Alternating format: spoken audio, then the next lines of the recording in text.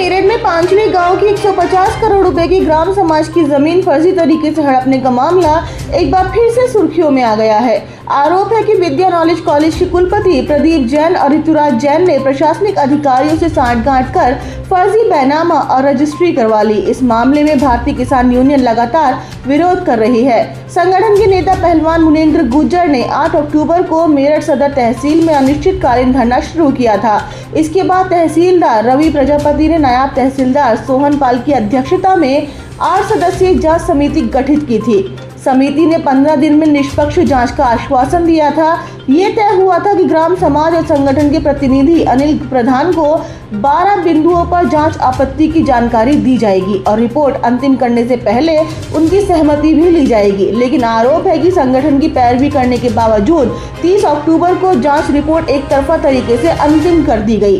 पहले तो तहसील प्रशासन रिपोर्ट दिखाने को तैयार नहीं था, लेकिन किसान संगठन के विरोध करने के बाद अनिल प्रधान को रिपोर्ट पढ़ाई गई।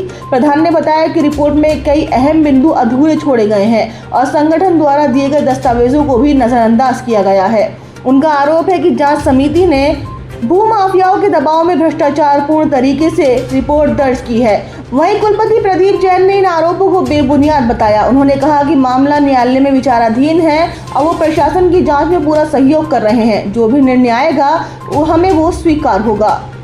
जो मुद्दा है हमारा ग्राम पांचली की ग्राम समाज की भूमि है। लगभग 150 करोड़ की संपत्ति है जो सरकारी ग्राम समाज की भूमि है।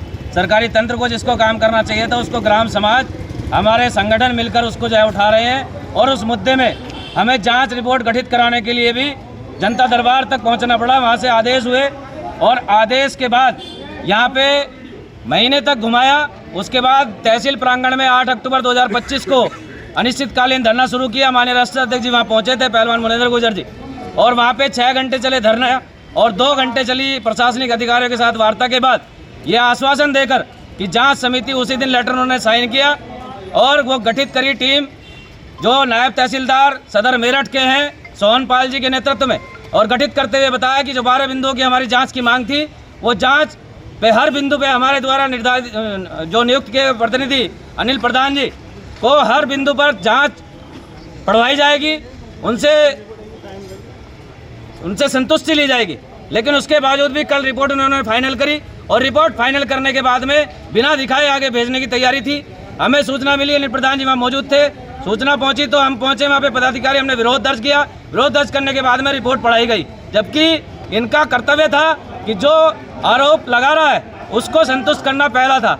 धरना हमने दिया, आवाज़ हमने उठाई तो बिना संतुष्टि के, इसका मतलब इनके पास झोले पहुंच चुके हैं भर भर के और ये उनको संतुष्ट करने के लिए। जब रिपोर्ट पढ़ी तो उसमें इनके द्वारा प्रस्तुत किए गए कोई भी साक्ष्य उसमें नहीं लगाए गए थे, ना ही उनका कोई हवाला दिया गया था और बिना साक्ष्य के हवाला देते हुए रिपोर्ट आगे फाइनल कर दी गई, जिसका हम विरोध करते हैं। RTM साहब से मिले, ज्ञापन दिया है, अभी हमने SP सिंह साहब को पूरी स्थिति से अवगत करा है कि ये लोकतंत्र में जनता के साथ धोखा है। ग्राम समाज की सरकारी भूमि है जिसमें हमारे पास ना 1 रुपए का आना है, ना कोई हमारा पट्टा कटना है, ना हमारी कोई जमीन होनी है। सरकार की भूमि छुड़ाने के लिए हम लड़ रहे हैं, उसमें आपके हाथ क्यों बंधे हुए हैं, क्यों पीछे है?